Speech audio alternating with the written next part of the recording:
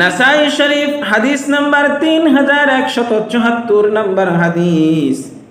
عن أبي هريرة رضي الله تعالى عنه قال وعدنا رسول الله صلى الله عليه وسلم غزوة الهند فإن أدركتها أنفق فيها نفسي ومالي وإن قتلت كنت أفضل الشهداء وإن رجعت فأنا أبو هريرة المحررا। হযরত আবু হুরায়রা রাদিয়াল্লাহু তাআলা আনহু বলেন, নবী করিম সাল্লাল্লাহু আলাইহি ওয়াসাল্লাম আমাদেরকে হিন্দুস্তানের জিহাদ সম্পর্কে প্রতিশ্রুতি দিয়েছেন। যদি আমি সেই জিহাদ পেয়ে যাই, অর্থাৎ আবু হুরায়রা বলতেছে, যদি আমি সেই জিহাদ পেয়ে যাই তাহলে আমি আমার জান মাল সব কিছু তাতে ব্যয় করব।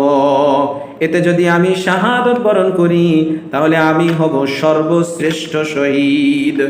আর যদি গাজী হয়ে ফিরে আসি তাহলে আমি হব জাহান্নামের আগুন থেকে মুক্তিপ্রাপ্ত আবু হুরায়রা।